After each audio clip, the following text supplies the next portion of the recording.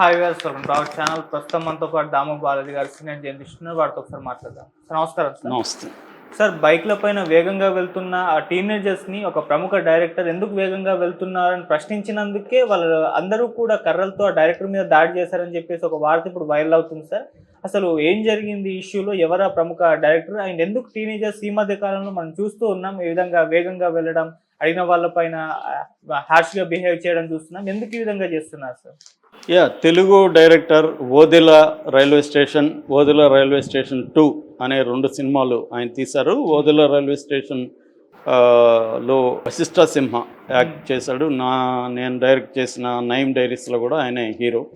So దాంతో నేను ఈ అబ్బాయిని కూడా, ఈ డైరెక్టర్ని కూడా 2-3 సార్లు కలిశాను. చాలా నైస్ జెంటిల్మ్యాన్ ఈ అబ్బాయి, బాగా టాలెంటెడ్ కూడా.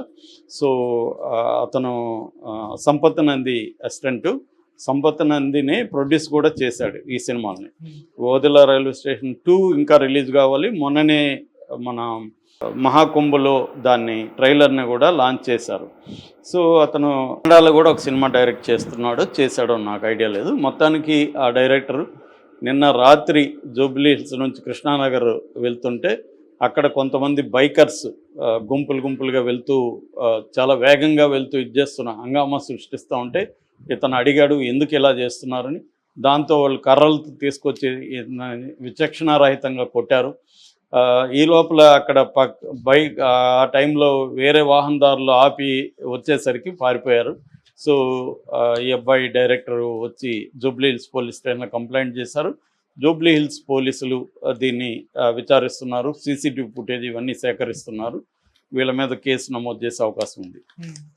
ఇక్కడ విషయం ఏంటంటే, ఇప్పుడు ఈ డైరెక్టర్ ఏ తప్పు చేయలేదు, ఎందుకు పబ్లిక్ న్యూసెన్స్ క్రియేట్ చేస్తున్నాను జస్ట్ అడిగాడంతే. అడిగిన దానికి వాళ్ళు మామూలుగా అయితే మా ఇష్టం అని చెప్పచ్చు, ఇంకేదైనా చెప్పచ్చు, వెళ్ళిపోవచ్చు. కానీ కొట్టి అతన్ని పనిష్ చేయాలి, మమ్మల్ని అడిగిన దానికి, మమ్మల్ని అడిగేంత ధైర్యం నీకు వచ్చిందా అని ఒక దౌర్జన్యంగా కొట్టడం జరిగింది. సో జనరల్గా ఈ మధ్యకాలంలో హైదరాబాద్లో ఈ కల్చర్, హైదరాబాద్ కానీ అన్ని చోట్ల ఉంది, మనం హైదరాబాద్ గురించి మాట్లాడుకుంటున్నాం కాబట్టి హైదరాబాద్లో అంటున్నాను, ఈ కల్చర్ విపరీతంగా పెరిగింది. దీనికి కారణాలు ఏంటి? ఎందుకంటే నేను పర్సనల్గా కూడా ఫేస్ చేశాను. నేను మామూలుగా ఎర్లీ మార్నింగ్ 5:36కి వాకింగ్కి వెళ్తాను. సోమాజిగూడ నెక్లెస్ రోడ్డు ఈ ఏరియాలో వెళ్తాను. అక్కడ కూడా విపరీతంగా మన మీదకి వస్తారు. బైక్ తీసుకొని 3 ఉంటారు, బైక్లో వేగంగా వెళ్తూ చేస్తుంటారు. కావాలనే మనం ఎక్కడో సైడ్లో వెళ్తుంటే చాలా వేగంగా మనల్ని కొట్టేస్తారేమో, మన దగ్గరకు వచ్చి మనం భయపడితే వాళ్ళకి ఆనందం అనమాట. సో మళ్ళీ అట్లా తిప్పుతారు. సో ఒక్కొక్కసారి వాడు ఎక్కడో పోతుంటాడు, మనం ఎక్కడో నడుస్తుంటాం, మన మీదకి వస్తారన్నమాట. ఇట్లా తిరుక్కొని పోతుంటారు. ఒక్కోసారి మనల్ని దగ్గరకు వచ్చి ఏదో చేయడానికి అన్నట్టుగా ఇది చేయడం. మనల్ని అంటే నన్ను ఒకరినని కాదు, చాలామందిని నేను చూస్తుంటాను. ఇది బాగా ఎక్కువ ఉంది. నేను చూసిన నెక్లెస్ రోడ్ ఏరియాలో ఎక్కువగా ముస్లిం కుర్రాళ్ళు. వాళ్ళు ఒక్కసారిగా 10 బైకులు తీసుకొని వస్తారు, ముగ్గురు ఉంటారు, అర్లీ మార్నింగే వస్తారు. వాళ్ళని పోలీసులు కూడా, పోలీసు వ్యాన్లు కూడా వెళ్తుంటాయి, కానీ వాళ్ళు ఎవరు కంట్రోల్ చేయరు. అక్కడే నెక్లెస్ రోడ్లోని పోలీస్ స్టేషన్ ముందు నుంచే వెళ్తుంటారు వాళ్ళు ఎవరు కూడా, పోలీసులు కూడా వీళ్ళ జోలికి రాదు. ఎందుకంటే భయపడే అవకాశం ఉంది, ముస్లిం డామినేషన్ ఉంటుంది ఆ ఏరియాలో. అలాగే ఇంకొన్ని ఏరియాల్లో నాన్ ముస్లిమ్స్, హిందూ కుర్రాళ్ళు కూడా వచ్చే అవకాశం ఉంది. ఇక్కడ మతం అనేది కాదు, నేను చూసింది చెప్తున్నాను. అలాగే నార్త్ ఇండియన్ కుర్రాళ్ళు కూడా ఎక్కువగా వస్తారు. జనరల్గా 2 రకాలు ఇలాంటి కుర్రాళ్ళు ఉంటారు. ఒకటి కొంత ఎకనామికల్గా, సోషల్గా తక్కువగా ఉండే కుర్రాళ్ళు, రివర్స్లో ఎకనామిక్గా, సోషల్గా ఎక్కువగా ఉండి చాలా హై పవర్ బైక్స్ పెట్టుకొని రిచ్ కిడ్స్ అంటాం. రిచ్ కిడ్స్ ఈ 2 రకాలు ఉంటారు.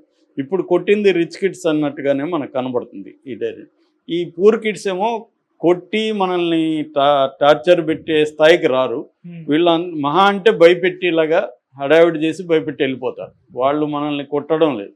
నేను లాంగ్ బ్యాక్ 10 ఏళ్లకు ముందు ఒకసారి మాత్రం బైక్లో వెళ్తూ 3 వాటర్ ప్యాకెట్ ఉంటుంది కదా, నీళ్ళ ప్యాకెట్, అది ఇక్కడ తగిలింది. అదే ఎంత రాయిలాగా తగిలింది. ఎందుకంటే అది వేగంగా తగిలినప్పుడు వాటర్ ప్యాకెట్ చాలా విపరీతంగా నొప్పి వస్తుంది. అప్పటికి నేను బండబూతులు తిట్టా, కానీ వాళ్ళు వెళ్ళిపోయారు, ఆగలేదు. సో వాళ్ళు ఏంటంటే ఇలాంటి కిడ్స్ వాళ్ళు ఇండైరెక్ట్గా బెదిరించి వెళ్ళిపోదాం అనుకుంటారు తప్ప నిలబడి మనల్ని ఎదుర్కొని కొట్టాలి అన్నది ఉండదు వీళ్ళకి. ఎందుకంటే వాళ్ళకి ఆ బ్యాక్గ్రౌండ్, రేపొద్దున ఏదన్నా జరిగితే దాన్ని ఫేస్ చేసే ఫైనాన్షియల్ బ్యాక్గ్రౌండ్ కానీ పొలిటికల్ బ్యాక్గ్రౌండ్ కానీ వాళ్ళకు ఉండదు కుర్రాళ్ళకి.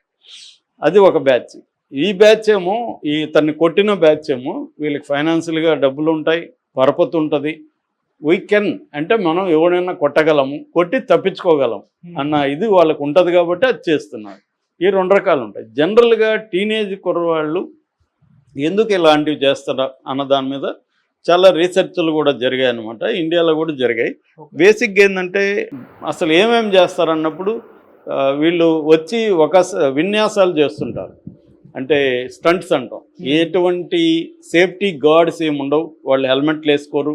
పైగా ఒకడు స్టంట్ చేస్తుంటే వాడు వెనకాల ఒకరో ఇద్దరు కూర్చొని ఉంటారు, ఒకడు ఒంటరిగా చేయరు, చేస్తుంటారు. రెండోది పెడస్ట్రియన్ మీద, అంటే నడిచి వెళ్ళే వాళ్ళ మీద దగ్గరికి వెళ్ళి చేయడం, లేడీస్ మీద చేయడం, గుంపులు గుంపులుగా ఉంటాయి కేకలు పెడుతూ అరుస్తూ భయాందోళన క్రియేట్ చేయడం, ఇది ఎక్కువగా చేస్తారు. ఇంకొంత ఎక్స్ట్రీమ్కి వెళ్ళి ఇలాగా కొట్టడం, డబ్బులు బెదిరించి డబ్బులు లాక్కోవడం, చైన్ స్నాచింగ్లు అవి కూడా చేస్తుంటారు.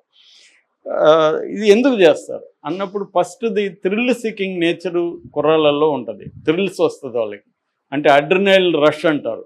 ఒక అడ్రినల్ రష్ వేగంలో దీంట్లో వస్తుంది. అంటే అది ప్రతి ఒక్కరు కారు డ్రైవింగ్ చేసేవాళ్ళు కూడా అలాగే 160లో పోయేవాళ్ళు కూడా చాలామంది నాకు తెలుసు. హైవేలలో 160, 180లో వెహికల్స్ వాళ్ళకి అది థ్రిల్ వస్తుంది. ఏమీ వాడికి పనేమి ఉండదు, అంత వేగంగా పోయి ఆడ పీకే పనేమి ఉండదు, కానీ వేగం వల్ల వచ్చే థ్రిల్ కావాలి వీళ్ళకి. అది యూత్లో ఎక్కువ ఉంటుంది. రెండోది బ్రెయిన్ డెవలప్మెంట్ స్టేజ్. అది ముఖ్యంగా ప్రీ ఫ్రంటల్ కార్టెక్స్ అంటారు. అంటే ఇంపల్సెస్ని కంట్రోల్ చేసి ఎమోషన్ డ్రైవ్ని కంట్రోల్ చేసే ప్రీ ఫ్రంటల్ కార్టెక్స్ ఇంకా ఫుల్గా డెవలప్ అయి ఉండదు బ్రెయిన్లో. అందువల్ల ఇంపల్సివ్గా బిహేవ్ చేయడానికి వాళ్ళు ట్రై చేస్తుంటారు. కొంత ఏజ్ వచ్చినాక, మెచ్యూరిటీ వచ్చినాక మనం థింక్ చేస్తాం, ఏదన్నా రియాక్ట్ అవ్వాలన్నా ఏమన్నా అయితే ముందు ఆలోచిస్తాం. ఈ పిల్లలు ఆలోచించరు, ముందు వాళ్ళకి ఏమనిపిస్తే అది చేయాలనేది నేచర్ ఉంటుంది. మూడవది పవర్ డామినేషన్, అంటే అసెర్షన్ ఆఫ్ పవర్ అంటారు. ఎక్కువగా వీళ్ళకి ఇళ్లల్లో కానీ మిగతా చోట్ల పవర్ చూపించలేని ఒక పరిస్థితి. ఇప్పుడు నేను చెప్పిన ముస్లిం కుర్రాళ్ళ పరిస్థితి, వాళ్ళ ఇల్లు చిన్నవిగా ఉంటాయి చాలామందికి. ఎందుకంటే నేను ఇంతకుముందు ముస్లిం కాలనీలో పక్కనే ఉన్నా, వాళ్ళు కూడా ఇంత 12 దాకా వచ్చి రచ్చ చేస్తుంటారు. ఎందుకంటే వాళ్ళ ఇల్లు చిన్న చిన్నవిగా ఉంటాయి, ఇళ్లల్లో ఉండలేరు, బయట వస్తారు. వీళ్ళకి ఒక పవర్ కావాలనిపిస్తుంది, వీళ్ళకి పవర్ ఉండదు, పేదరికం ఉంటుంది. సో ఆ పవర్ పబ్లిక్ ప్లేస్లో చూపిస్తారు. అందుకనే వినాయక దీంట్లో మనం చూడొచ్చు, వెళ్ళాం వినాయక నిమజ్జనాల టైంలో కూడా వీళ్ళు విపరీతంగా బయటకు వచ్చి రోడ్ల మీద ఆక్యుపై చేసుకొని పబ్లిక్ ప్లేస్ని తమ కంట్రోల్లోకి తీసుకోవడం ద్వారా ఒక పవర్ డామినేషన్ని ఎంజాయ్ చేస్తారు అన్నమాట. అది వాళ్ళకి కావాలి. అది ఎందుకంటే వాళ్ళ లైఫ్స్లో ఉండదు. ఉండనప్పుడు పబ్లిక్ ప్లేస్లో ఒక పవర్, మన లాంటి వాళ్ళని వెళ్తున్న వాళ్ళని బెదిరించడం ద్వారా నేను నీకంటే డామినెంట్, నేను నిన్ను బెదిరించగలను అన్న ఒక సాటిస్ఫాక్షను వాళ్ళకి వస్తుంది అన్నమాట. సెన్స్ ఆఫ్ అచీవ్మెంట్ అంటారు. అటువంటి sense of achievement, sense of domination వాళ్ళకి కావాలనిపిస్తుంది. అట్లాగే చాలామందికి బోర్డమ్ ఉంటుంది లైఫ్లో, అవుట్లెట్ ఉండదు, అచీవ్ చేసే అంశాలు ఏమి ఉండవు. వాళ్ళకి బైకుల్లో వచ్చి చేయడం అనేది వాళ్ళకి ఒక అచీవ్ చేసినట్టుగా ఫీలింగ్ వస్తుంది. రెండవది మీడియా ఇన్ఫ్లుయెన్స్. మీడియాలో ఇవన్నీ చూడడం, సినిమాల్లో బైకర్స్ ఎట్లా వెళ్తున్నారో చూడడం, ఇది మనం కూడా చేయాలనిపిస్తుంది. ఇంకొక అంశం ఏంటంటే బైక్స్ అనేవి అఫోర్డబుల్ వచ్చేసాయి. ఇవాళ దాదాపు ఇండియాలో 2 వీలర్ మార్కెట్ చూస్తే చాలా ప్రిడామినెంట్గా ఉంది. దాదాపు ఒక అంచనా ప్రకారం 20 కోట్ల పైన ఈ బైక్స్, చాలా పవర్ఫుల్ బైక్స్, 20 కోట్ల పైన మార్కెట్. అంటే మనకి దాదాపు అందరికీ అఫోర్డబుల్ బైక్స్ వచ్చేసాయి అన్నమాట. ఈ బైక్స్ కూడా స్పీడ్ అవన్నీ కూడా హార్స్ పవర్ అవన్నీ ఎక్కువ ఉంటుంది. సో దీంట్లో వీళ్ళు వచ్చేస్తున్నారు. అందుకని రోడ్ కల్చర్, దీంట్లో పిల్లలు కూడా రోడ్ కల్చర్ పెరిగిపోయింది. రోడ్ల మీదకి వచ్చి వేగంగా వెళ్ళడం అనే కల్చర్ పెరగడం వల్ల చాలా యాక్సిడెంట్లు జరిగి వాళ్ళు కూడా చనిపోతున్నారు. మనకి ఈ మధ్య కూడా చాలా వీడియోలు వచ్చాయి, వాళ్ళు విన్యాసాలు చేయడం, అది పడ్డం. నేను కూడా పడ్డం కొన్ని చూశాను. వాళ్ళు ఏంటంటే ఎగురుతో ఇలాగ సడన్గా వచ్చి లేపుతారు. వాళ్ళకేమీ ఒక ట్రైనింగ్ కానీ లేకపోతే సేఫ్టీ మెథడ్స్ కానీ ఏమి ఉండవు. దానివల్ల వాళ్ళు చనిపోవడం, వెనకున్న వాళ్ళు చనిపోవడం, ఒక్కోసారి వాళ్ళ బైకులు కొట్టుకొని చనిపోవడం, గుద్దుకొని, ఇలాంటివి జరుగుతున్నాయి అన్నమాట. రెండోది మన చట్టాలు స్ట్రింజెంట్గా లేవు. ఎక్కువగా టీనేజ్ జువనైల్ జస్టిస్ యాక్ట్ 2013, తర్వాత 2015లో కూడా అమెండ్మెంట్ అయింది. ఆ చట్టాలు స్ట్రిక్ట్గా లేవు. ఇందాక నేను చెప్పినట్టు నెక్లెస్ రోడ్లో పోలీస్ స్టేషన్ ఉంటుంది, బీట్ పోలీసులు 100 వాళ్ళు తిరుగుతుంటారు, కానీ వాళ్ళెవరూ వీళ్ళని కంట్రోల్ చేయరు. సో వాళ్ళు దానివల్ల ఏమవుతుందంటే మనకి ఎదురు లేదు, మనల్ని ఎవడు కంట్రోల్ చేయడు, ఆపడు అన్న ఒక ఇది ఉంటుంది. ఎక్కువగా చేయడం ఏంటంటే నేను చేయగలను కాబట్టి చేద్దాం అనిపిస్తుంది. చాలామందికి చేయాలనిపించినా చేయకుండా ఎందుకు మూసుకొని ఉంటారంటే చేస్తే ఇబ్బందులు వస్తాయని. ఇబ్బందులు రావనుకున్నప్పుడు రెచ్చిపోతారు. సో ఇలాంటి ఇప్పుడు ఈ డైరెక్టర్ పెట్టిన కంప్లైంట్ని సీరియస్గా తీసుకొని చేయగలిగితే, ఇలాగ పోలీసులు కొంత స్ట్రిక్ట్గా ఉండగలిగితే కొంత తగ్గుతాయి. లేదంటే వాళ్ళని కంట్రోల్ చేస్తే ఇళ్లల్లో కంట్రోల్ చేయలేరు వాళ్ళు, మనలాంటి వాళ్ళు బయట వాళ్ళని చేయలేము. చేస్తే వాళ్ళందరూ గుంపుగా ఇప్పుడు నేనేమైనా చేయగలిగితే అక్కడ ఒక 100 మంది ఇమీడియట్గా రాగలరు వాళ్ళు. మనం 100 మందిని అయితే ఎదుర్కోలేం కదా. కాబట్టి మనం కూడా చూస్తూ ఉన్నట్టు వెళ్ళాల్సి వస్తుంది. సో ఈ డైరెక్టర్ కూడా అర్థం చేసుకోవాల్సింది ఏంటంటే ఈయన మంచివాడే కానీ పాపం ఇటువంటి దీంట్లో ఇంటర్ఫియర్ కాకుండా ఉండాల్సింది. ఎందుకంటే అది అర్థం చేసుకోవాలి వాళ్ళ పరిస్థితి ఏంటి. వాళ్ళని మనం అర్థం చేసుకొని మనం సైలెంట్గా వెళ్ళాలి తప్ప మనం దాన్ని కంట్రోల్ చేయాలనుకుంటే పబ్లిక్ ప్లేస్లో ఇదే జరుగుతుంది. సో ఈ ఇన్సిడెంట్ నుంచి నేర్చుకోవాల్సిన ఏమంటే, మనకి ఒకవేళ ఏమైనా ఇబ్బంది జరిగితే పోలీస్ స్టేషన్కి పోయి కంప్లైంట్ చేయడం తప్ప వాళ్ళతో డైరెక్ట్గా గొడవ పడితే మాత్రం ఇబ్బంది. కానీ ఆ టైంలో మనకి కోపం వస్తుంది. ఇప్పుడు నేను వాడు వాటర్ కొట్టినప్పుడు నేను కూడా బూతులు తిట్టా.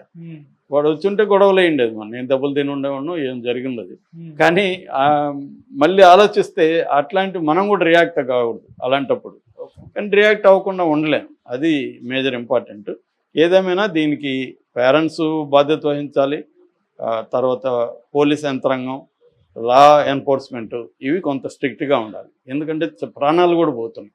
ఈ మధ్య కార్లలో వేగంగా వెళ్ళి